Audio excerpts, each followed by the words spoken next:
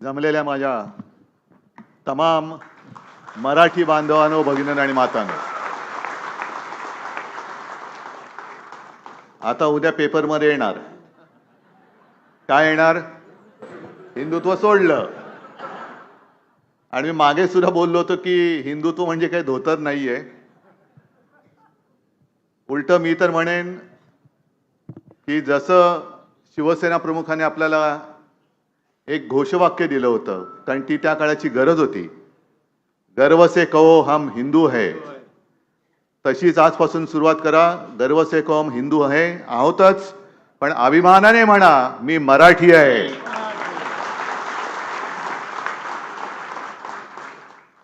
मी मराठी आहे, अभिमानाने म्हणा, स्वाभिमानाने म्हणा. कारण त्याच तर साठी शिवसेनेची स्थापना झाली.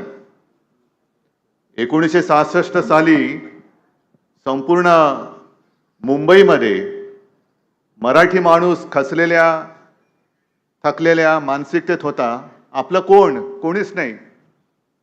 बाजू कोण घेणार? कोण आहे माझ्यासोबत? आणि त्या काळोखामध्ये एक ठिणगी पडली, जिचा वणवा झाला आणि उपऱ्यांचं आक्रमण त्याच्यामध्ये जाळलं गेलं, ती ही शिवसेना. आता आज मराठी भाषा दिन आहे. काल शिवरात्री झालेली आहे, त्याच्या आधी शिवजयंती झाली. काही दिवसांनी गुढीपाडवा येणार. मग आपल्या फोनवरती मेसेज येणार, happy Shiv Jayanti, happy Gudi Padwa, happy हे, हॅपी ते. मी तर म्हणेन आपण सुरुवात केली पाहिजे की स्वच्छ मराठी भाषेमध्ये व्हॉट्सअप सुद्धा आपण दिले पाहिजेत. आता प्रदीपजी तुम्ही बोललात, ह्याची गरज आहेच. कारण बोलताना आता काल परवाकडे पंतप्रधान सुद्धा बोलले, कारण ते लिहून देणारे असतातच, अमृताशी पैजा जिंके आहे. पण अमृताची पैजा जिंकणारी मराठी असेल आणि आहे तर तिच्या भविष्याबद्दल काळजी का व्हावी लागते आपल्याला? अमृताची पैजा ना, अमृता म्हणजे अमृत. आता आता ह्याच्यात हसणार का काय? भलत्या चालत्या पैसा लावतच नाही आपण.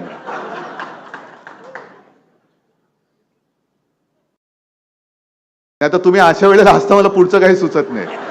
मी आपल्या बोलण्याच्या ओघात बोलतो आणि तुम्ही काहीतरी नको तो अर्थ काढता.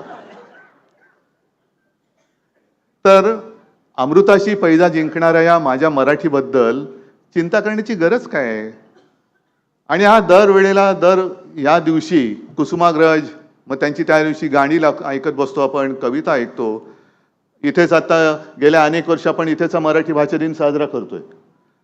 हा साजरा करताना मी मागे सुद्धा म्हटलं होतं की उत्सव जसा असतो तसा उत्साहामध्ये हा साजरा केला पाहिजे, तसं आपण करतो.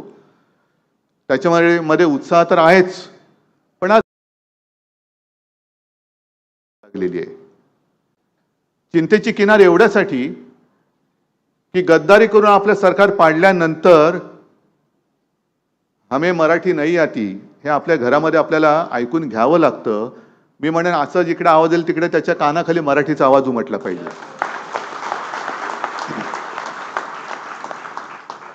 आणि तर आपण मराठी, नाहीतर महाराष्ट्र राज्यगीत आहे, टाळ्या छातीवरी कोरिली अभिमानाची लेणी, दिल्लीचे तख्त राखितो वगैरे वगैरे, नुसतं ऐकत जायचं का आपण?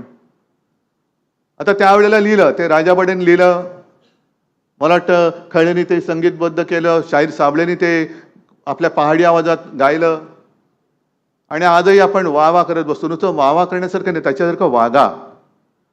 त्या गाण्यामध्ये जे काय महाराष्ट्राचं वर्णन आहे त्याच्याप्रमाणे आपण वागलो तर मराठीला सुद्धा अभिमान वाटेल की अरे ही माझी आहेत, ही माझी मुलं आज सुद्धा अभिमान वाटावी अशी ती वागतायत. तीच खरी आपली मातृभाषेची शिकवण आहे, तीच शिकवण आहे.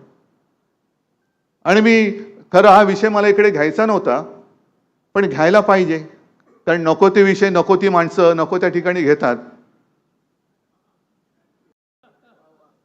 आता काल परवाकडे आपलं मराठी साहित्य संमेलन झालं. तर साहित्य संमेलन झालं का आणखीन काय संमेलन होतं दिल्लीमधलं, त्याच्यात पंतप्रधान जे बोलले ते बोलले. पण विशेष म्हणजे त्याच्या ज्या अध्यक्ष आहेत भवाळकरबाई, त्यांनी जे काही विचार मांडले त्याच्यावरती चर्चा व्हायला पाहिजे होती. त्याच्यासाठी ते संमेलन होतं. मराठीचं नुसतं कौतुक करण्यासाठी ते संमेलन नव्हतं, तर महाराष्ट्र नेहमी देशाला दिशा दाखवतं, ते दिशा दाखवणारं ते भाषण होतं. म्हणून मला ते भाषण आवडलं. तुम्ही सुद्धा ते ऐकलं नसेल तर ऐका, वाचा. आणि त्याच्यामध्ये त्यांनी जे काही मुद्दे मांडले खरंच विचार करण्यासारखे आहेत, की मी जैविक नाही असं बोलणाऱ्यावरती आपण किती विश्वास ठेवावा, ह्याच्यावरती देशभरात चर्चा व्हायला पाहिजे. की जो सांगतो की माझा आता मला असं वाटतं की माझं जन्म मुझे भगवान ने भेजा है आणि त्याच्यावरती आपण विश्वास ठेवतो. नाही, महाराष्ट्र हा तसा नाही आहे. अगदी साधू संतांची शिकवण घेतली तरी सुद्धा साधू संतांनी आपल्याला जगावं कसं आणि नेमकं जगणं म्हणजे काय हे दाखवून दिलं. म्हणून तर ते साधू संत झाले. आणि त्यांनी जे काय सांगितलं, भावळकरबाईंनी सांगितलं आणि खरं आहे. त्याच्यानंतर त्या कुंकवाबद्दल बोललेल्या आहेत. किती जणांनी विचार केला त्याच्याबद्दल, किती जणांच्या डोक्याचा विचार आला होता. म्हणजे माझे आजोबा जे विचार देत होते म्हणून त्यांना प्रबोधनकार म्हणतात, त्या विचारांशी मिळते जुळते त्यांचे विचार आहेत. अगदी कुंकवावरनं त्या ज्या काय बोलल्या. तसंच मला जे काय वाटतं ना, की आपण कशी नेमकं कुठे जायचं आपल्याला तेच कळत नाही. म्हणजे एका बाजूला आपण चांगलं फटाके वाजवतो का, कारण आपलं यान मंगळावरती गेलं. आपला म्हणून आपण अभिमान तो मोठ्या चांगल्या ह्याच्यात करतो की बघा आमच्या देशाचं यान मंगळावरती गेलं. आणि मंगळावरती यान उतरत असताना पृथ्वीवरती आपण माणसाच्या पत्रिकेत मंगळ शोधत असतो. म्हणजे मंगळावरती माणूस आणि इकडे माणसाच्या पत्रिकेत मंगळ, नेमकं जायचं कुठे तुम्हाला. ह्या सगळ्या ज्या काही गोष्टी आहेत, काय माझं म्हणणं आहे की केवळ धार्मिक कर्मकांड करणं म्हणजे संस्कार नाहीत, तर चांगला नागरिक म्हणून जगाला शिकवणं म्हणजे संस्कार आहेत. मी केलं ना, आता सुद्धा मला गंगेचं पाणी दिलं आहे. काय ते नमोमी गंगा वगैरे आहे, सगळ्या गंगेबद्दल मान आहे, सन्मान आहे, सगळं आहे. पण मी जाऊन नुसतं गंगेमध्ये स्नान करून आलो, इकडे 50 खोके घेतले आणि तिकडे डुबकी मारून आलो, उपयोग काय त्याचा. इकडे घ्यायचं, इकडे गद्दारी करायची, महाराष्ट्राची गद्दारी करायची, 50 खोके घ्यायचे आणि तिकडे जाऊन डुबकी मारून आला म्हणजे कोणाचं पाप नाही धुतलं जात. गद्दारीचा शिक्का तसाच राहणार आहे, किती डुबक्या मारा.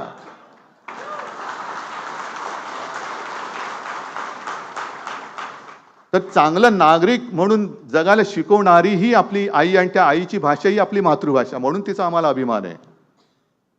त्याच्यानंतर दुसरे ते संजय सोनवणे सुद्धा जे बोलले, संजय सोनवणेच ना, की रामराम आपल्याकडे एक पद्धत आहे, म्हणजे होती म्हणायची का आहे अजूनही कळत नाही. आपले अरविंद इनामदार म्हणायचे रामराम म्हणायचे ना, गावात गेले सुद्धा रामराम पाहुणं कसं काय. आता रामराम म्हणणारे आपण जय श्रीराम कधी म्हणायला लागलो हेच आपल्याला कळलं नाही. कोणी म्हणायला लावलं आपल्याला जय श्रीराम. आम्ही रामराम करतोच, राम नामाचा जप हात यांनी शिकवायला नको. नवे जे उपटसुंब नव हिंदुत्ववादी आहेत त्यांनी आम्हाला रामाचं महत्व शिकवण्याची गरज नाही. जय जय रघुवीर समर्थ म्हणणारे आमच्या रामदास स्वामीने ते आधीच शिकवून गेलेले आहेत आम्हाला. आणि तेव्हापासूनच आम्ही रामराम, कोणी काय म्हटलं रामराम म्हणतो. पण त्या सोनवणीने जे प्रश्न उपस्थित केले त्याच्यावरती चर्चा व्हायला पाहिजे की रामराम म्हणणारे आपण जय श्रीराम कधीपासून म्हणायला लागलो, का उत्तरेकडच्या राजकारणाच्या आपण बळी पडलो की काय, हा विचार कधी कोणी करायचा. पण हे विषय सगळे बाजूला राहिले, याला प्रसिद्धी नाही मिळणार. नको त्या विषयाला प्रसिद्धी. माझं तर म्हणणं असे की या विषयाला म्हणजे मी जैविक नाही, जैविक जन्म झालेला नाही, हे कोणाच्या तरी अंगलट आलं, गळ्याशी आलं म्हणून हे फाटे फोडणारं मुद्दामून भाषण किंवा काय मुलाखत लिहून दिली की काय, हा प्रश्न नव्हे, हा माझा समजच आहे. आता दुसरा विषय असा आहे की जे आपलं राज्यगीत आहे ते त्या शमीमा अख्तर, बरोबर ना, कुठली ती तरुणी कुठली काय, पण शमीमा अख्तर म्हटल्यानंतर कुठल्या जातीची असणार बाबा. शमीमा अख्तर म्हणजे कोण, मुसलमान ना. तरी बरं ते बटेंगेच्या कटेंगेच्या समोर तिने गायलं. आणि ते बटेंगे तो कटेंगे, त्यांचं काय करावं त्यांनाच काय कळे ना, की आता ही शमीमा अख्तर राज्यगीत म्हणते, महाराष्ट्र गीत बोलते, पहाडी आवाजात म्हणते, स्वच्छ शब्दात बोलते. मग हिचं करायचं काय.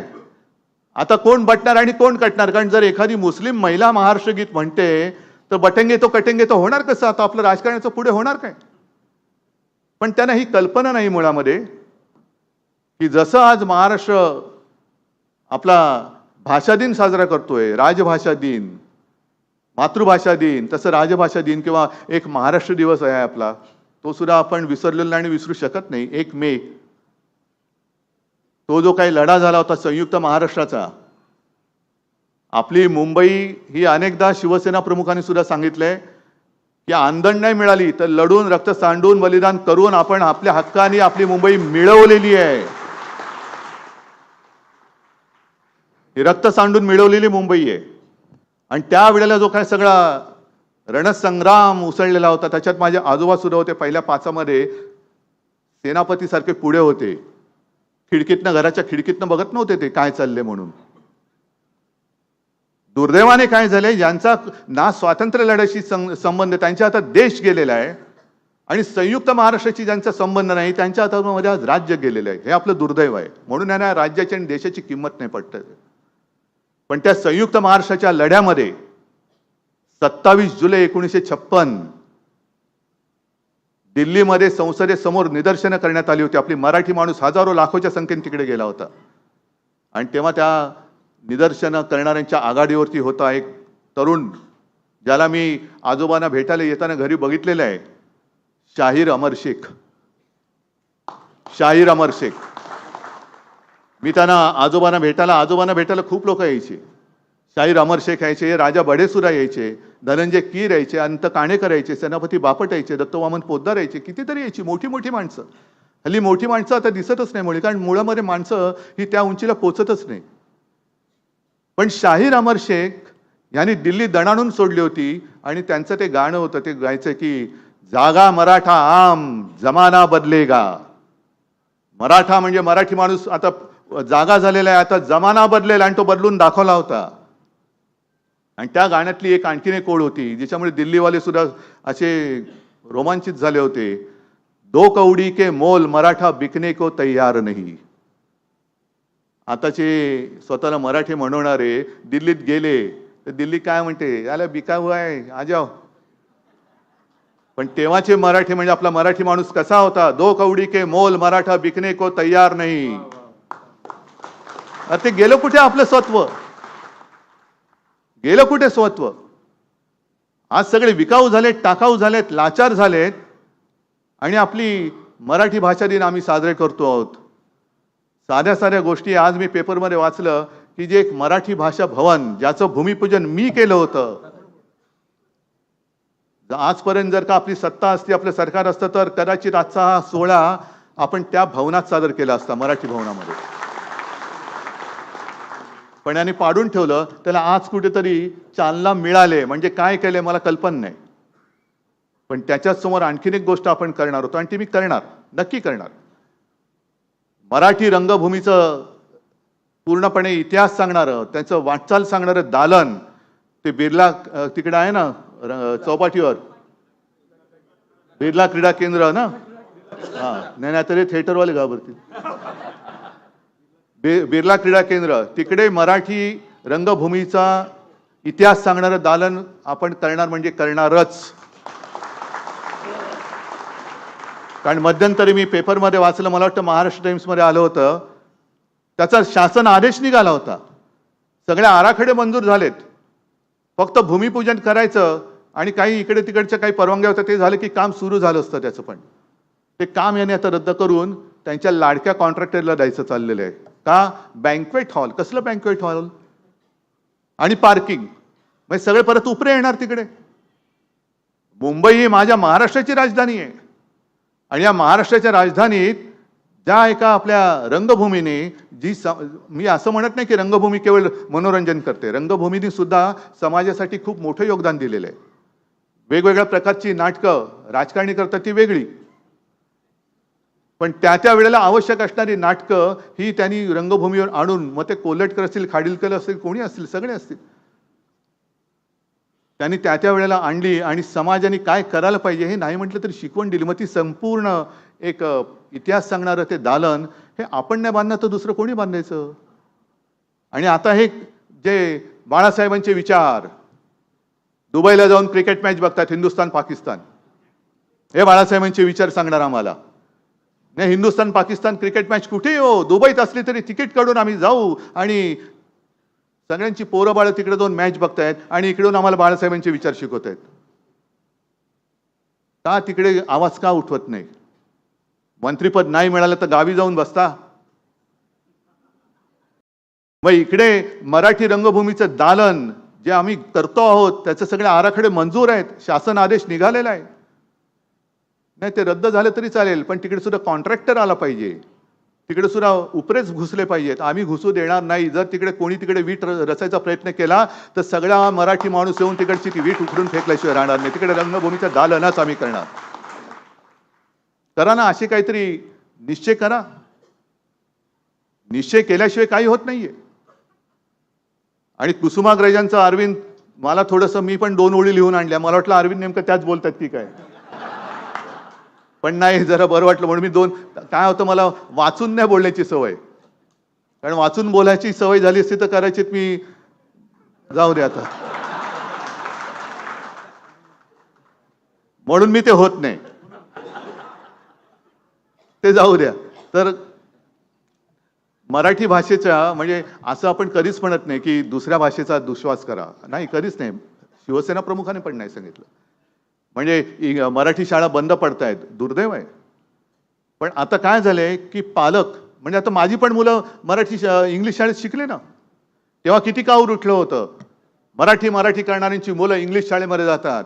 पण आज दोघांनी, माझ्या दोन्ही आदित्यला आणि तेजसला उभं करा आणि मराठीत बोलून दाखवा, त्यांच्याशी ते कसे मराठी बोलतात ते पण बघा. ह्याचं कारण घरातले संस्कार. ज्या क्षणी आदित्यला इंग्लिश शाळेमध्ये आम्ही ऍडमिशन मिळण्यासाठी जात होतो तेव्हाच मला बाळासाहेबांनी सांगितलं होतं, मला आणि रश्मीला, की एक लक्षात ठेवा, इंग्रजी शाळेमध्ये घरामध्ये मराठी, आणि घरामध्ये ते डॅड मॉम नाही चालणार, इकडे आई बाबाच बोलायचं, कारण हे संस्कार आहेत. आम्ही मराठी शाळेत शिकलो, तुम्ही सुद्धा मराठी शाळेत शिकलात. शिवसेना प्रमुखांना आणि माझ्या आजोबांना तर शाळेचं शिक्षणच पूर्ण नाही करता आलं. कुठल्या शाळेत शिकले विचारायचीच सोय नाही. म्हणजे प्रबोधनकारांना सुद्धा, आपण प्रबोधनकार म्हणतो, पण त्यांना सुद्धा फी भरायला पैसे नाही म्हणून त्यांना 7वी मध्ये शाळा सोडावी लागली होती, तरी ते प्रबोधनकार झाले. बाळासाहेबांना फी भरायला पैसे नाहीत म्हणून त्यांना सुद्धा 7वी मध्ये शाळा सोडावी लागली, तरी सुद्धा ते हिंदू हृदय सम्राट शिवसेना प्रमुख बाळासाहेब ठाकरे झाले. म्हणजे ज्याला शिकायचं असतं तो कसाही शिकत असतो, पण शिकायचं काय हे सांगणारे आपण आहोत.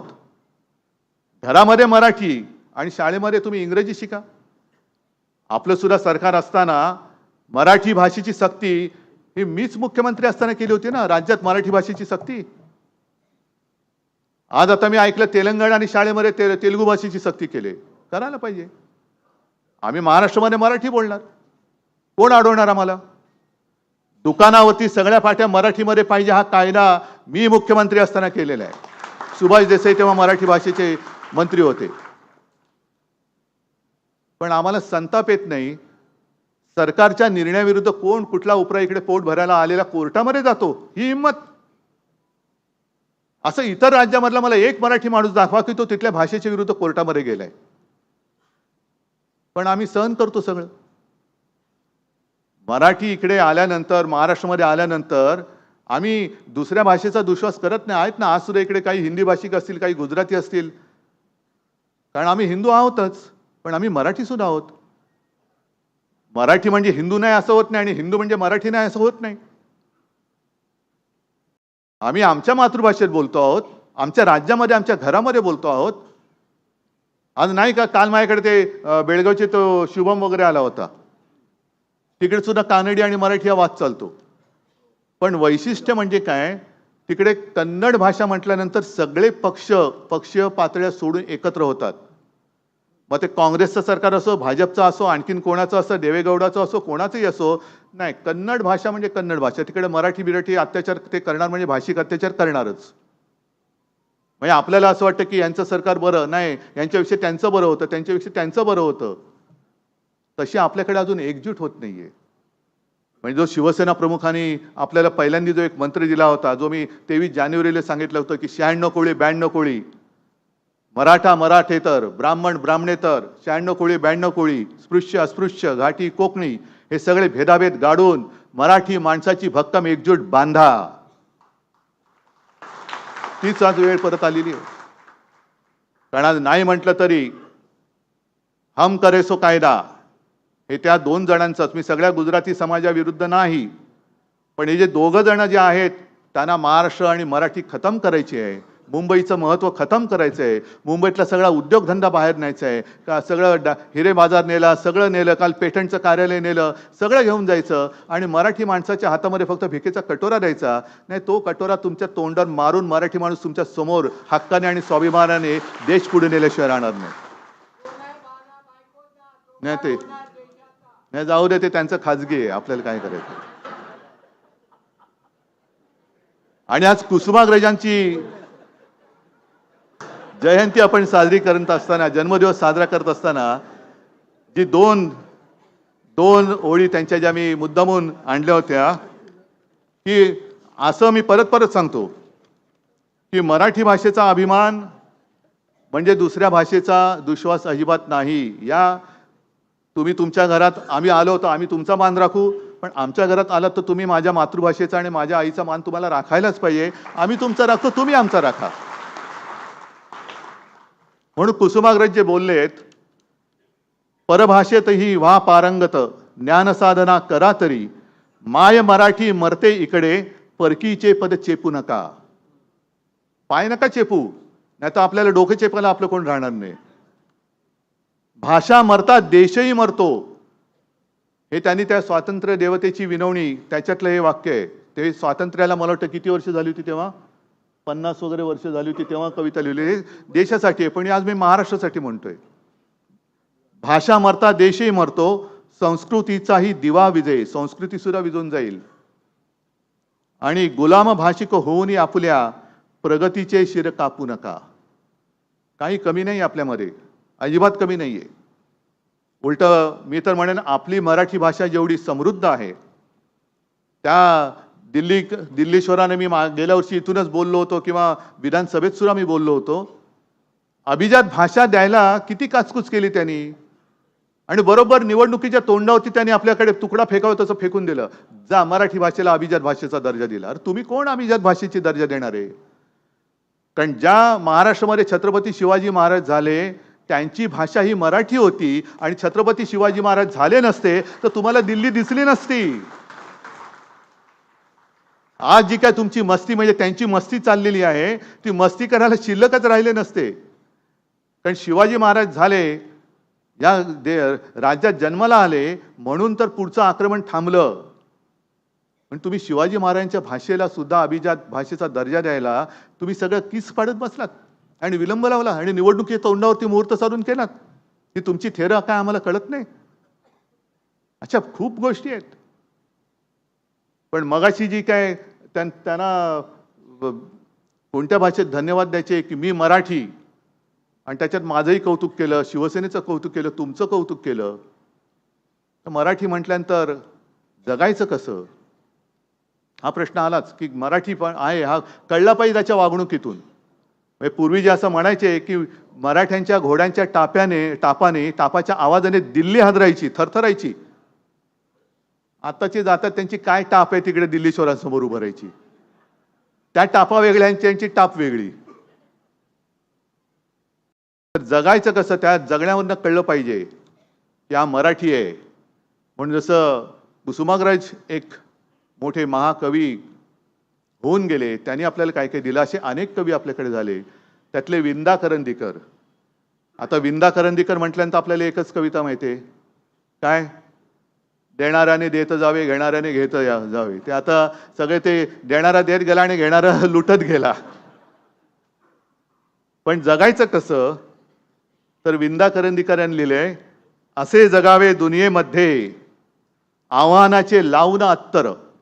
अरे आव्हान कसलं आव्हान, त्याचं अत्तर म्हणून लावतो जा. आव्हानाचे लावून अत्तर, नजर रोखून नजरेमध्ये आयुष्याला द्यावे उत्तर. जय हिंद, जय महाराष्ट्र.